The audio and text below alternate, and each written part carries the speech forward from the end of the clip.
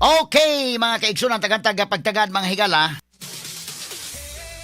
Kay kini mahigalas Congressman Toby Chanco Indekin. Kuan siya kanana ang siya maoy campaign manager, actually campaign manager mahigala sa partidong Alyansa. Kadto ning partido mahigala pag midterm election, partido sa administrasyon. Sa may campaign manager pero nasa mahigala gisulti, labot na mga kaigalaan sa kinini ang pagpirma na karon sa impeachment mga kaigalaan diri sa House Committee on Justice. Ang iyasal mahigala mga punto mao nga kini mga congressmen o kadto mga congressmen mga kaigalaan nga dunay issue sa flood control project na gusto gito mahigala nga madayon gining impeachment isa rabuhan malingaw mahigala ang mga tao, malingaw ang gobyerno, ang tutok tuan na mga higala ni Sara Duterte, makalimtan na mahigala ang kadtong dunay mga issue sa flood control. Kana pag-divert sa issue ikaduha, og importante mahigalag matangtang si Sara, di na makadagan sa 2028 election, kay si Sara mahigala dili negosyable gyud.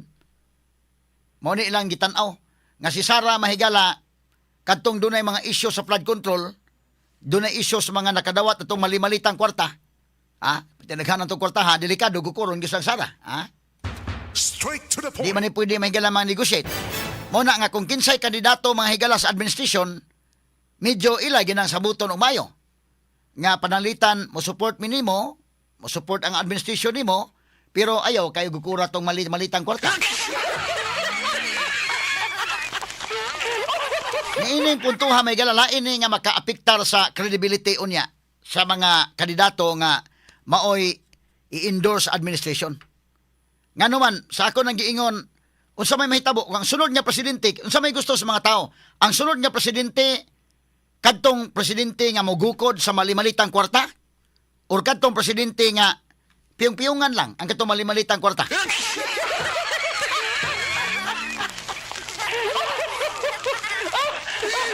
Mao mo ginay mahitabo mga sukitig paminaw. Mao ni ang pamahayag ni Toby Chanco. Ato paminawon mahigala ha kini pamahayag ni Toby Chanco. Okay, sige, kuno names. Ato tagad pagtagad mga kaigalaan ha. Kani. Naman ang interview sa RMN Manila pod.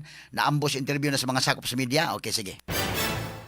Ang sinasabi ko lang, si Sara, 1,000,000% hindi nila maareglo. So kung ikaw yung merong may kasalanan, gusto mo bang manalo yung 1,000,000% hindi mo maaareglo, di ba? Hindi ko hinuhusgahan yung ibang kandidato. Ang sinasabi ko lang, ito siguradong hindi nila maaareglo. Alam ko yon at alam nila yon. Okay. So kani nga punto mga kaigalaan, no, dili maareglo si Sara. So kana mga kaigalaan mo daog si Sara, dadi gyud maareglo na mahigalang malimalitang kwarta. Gukod gyud nagtaman sa ginhawa unya. Kabaos ko ni Sara ini unya og kuan mo na nga dili na lang gyud. Kung mahimo ipindown gyud Sara, dili mahimo i-disqualify gyud ni kinahanglan nga ma-impeach gyud. Ma-disqualify gyud mga kaigalaan. Kay otherwise kung dili mga higala ma-disqualify ni Sara, makadagan ni mudaog ni pagkadelikadong dako. Ginukdanay gyud ni kadto mga nakadawat sa malimalitang kwarta. Gukuron gyud tug tamas ginhawa. Ang nagsulti ani hakin ni si navutas Congressman Toby Chanco. Navutas Congressman. So, dili ni mahigala istorya nga unsa. Iya ning istorya. Nya kini Toby Chanco, mo ni mahigalang campaign manager sa grupong Alyansa kanadto. Sa man istorya nga ngano man nga gukuron gyud Sara. Kay si Sara dili man negotiate. 1,000,000%. Limang ganang gigamitag 1,000,000%. Dili pwedeng man-negotiate. So, og mo'y mga presidente, kini mga congressmen nga doon na mahigalay problema sa flood control na, pagkadelikado kayo. Ito balik kag paminaw ang iyang pamahayag, ha? Sige ko dong. Ang sinasabi ko lang, si Sara, 1,000,000% hindi nila maareglo. So kung ikaw yung merong may kasalanan, gusto mo bang manalo yung 1,000,000% hindi mo maaareglo, di ba? Hindi ko hinuhusgahan yung ibang kandidato. Ang sinasabi ko lang, ito siguradong hindi nila maaareglo. Alam ko yon at alam nila yon. Kaya tayo. Kikinasa mo sila man, ilan man ng circle mahigala sa mga congressmen. Ang nagsulti mahigala no less than si Congressman Toby Chanco man, navutas Congressman Toby Chanco, who happened to be the campaign manager of the Alyansa during the midterm election. Siya may campaign manager. O siya mismo miningon, sigurado siya nga kini si Sara dili kini maariglo. So kung ikaw dunay sa o nakasa kas flood control, labi pa nakadawat ka bisag ko sa kamalita dihang dapita.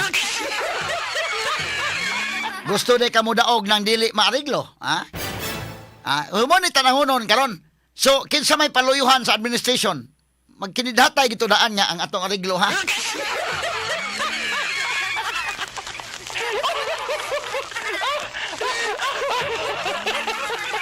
Dini mahigala medyo laom-laom ni pamahayag ni Toby Chanco kaysa alam ko yon at alam nila yon, oh. Kaya ba na sila din, ha? Kaya ka naman, congressman, mag-istoryahan na yung mga porbida.